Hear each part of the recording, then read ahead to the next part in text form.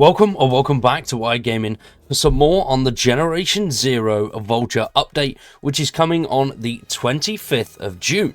This update looks pretty damn cool, and there's a lot more to it than I first realised. Now, I was a bit of a tit, and I didn't even notice that they sent out an email. I don't understand why they didn't post this on their actual social media pages, but this email detailed everything that it is coming to the Skyfire update on the 25th of June. Now, if you're a fan of Generation Zero, you know what to do. Subscribe to the channel, drop a like on the video, and stick around for much more GZ and other survival content. Now, this is pretty damn cool. Now, the Skyfire update, I can't get it on my computer because it won't let me sign into my emails for some bloody reason, and I can't be bothered to figure it out. But this update features the new endgame boss, companion armor, new weapon and augments, and a revamped Tyrant spawning system. So the Tyrant spawning system does sound very damn cool, and I'm pretty sure we've seen the rifle in this new trailer that we can see here in the background. Now, we haven't seen the rifle be shot yet, but it looks to be an experimental weapon, which I'm quite excited about. Now, if you haven't seen the trailer, here it is again. It's going on in the background. It's pretty damn cool. I do love the look of the Vulture, and the Vulture is going to be a Tyrant. But the main features of this update are obviously the new endgame boss, which is the Vulture, a new Tyrant class enemy in the form of an evolved Firebird.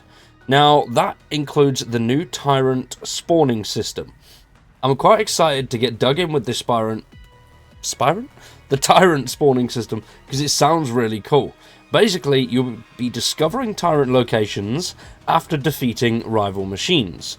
You gather a coordinate key and then enter them into Tyrant terminals located in base assault bases.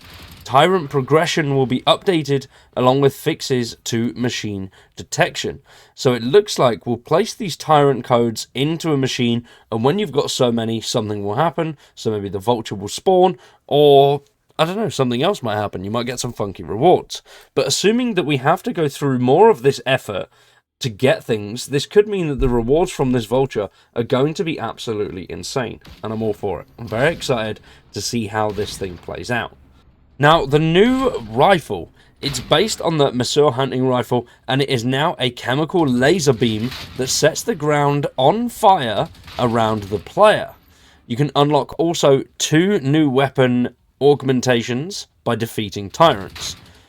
So I'm not too sure if there's going to be more than that, but I'm excited to see what these augmentations are. The augmentation thing is quite cool, relatively simple feature, and it works to extend quite a lot with the weaponry in the game, and I do like that. For something as simple as it is, just being able to change your weapon bits about, it does add a decent chunk of replayability and a decent chunk of variation when it comes to the weapons themselves. Now, the companion armor field repair. Now, this allows you to equip armor kits onto your weapon wheel and throw them onto your companions to repair or re-kit them on the go to increase their versatility, which is good. I like that. I'm not really the biggest fan of the companions.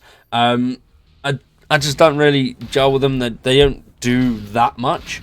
They do help in some distraction techniques, but going up against some of the bigger machines, they don't really work too well. And it just gets its ass handed to you, and you spend more in resources than the rewards that you get trying to repair it. So it can be, it swings and roundabouts. So if you've got a shit ton of resources and you want to play about with it, it is quite fun. But other than that, I didn't really enjoy it all too much. Now, we don't know if any of these items are going to be DLC based, or whether they're all going to be items that come with the update. Doesn't say anything about that. So we could see DLC slid in there. I do hope the new weapon isn't locked behind a DLC, but it could potentially be that way. We'll have to wait and see. I don't know if they'll lock the augments behind a DLC, but either way, I'm excited to see what this update entails. Hopefully we see a little bit more, some teasers, because we've still got, what, almost 2 weeks now until this update drops, and yeah, there's not really much to wait for now. They've given everything away. I did like the hints and tips, though. That was quite cool. Kept a little breadcrumb trail going, and I'd like to see a little bit more of that, but we'll wait and see what happens. Hopefully we get another resistance letter on Friday, but once again, that is another wait and see. They haven't been too stringent on the actual schedule of this. They did say every fortnight, but there hasn't been one now. There was one not last week, the week before, so we should get one on Friday. But before that, it was a few weeks wait, and then before that, it was the same. So let's see. Hopefully, though, 2024, we get some awesome new stuff for GZ, and it becomes a much better game over the next few months. Let me know what you guys think in the comments down below. You know, all the usual stuff is down there. And if you want to check out some Starfield stuff, then check out the link tree, which will lead to my second channel. But now, though, I've been Wired. You've been awesome. Thanks for watching, and we'll see you in the next one.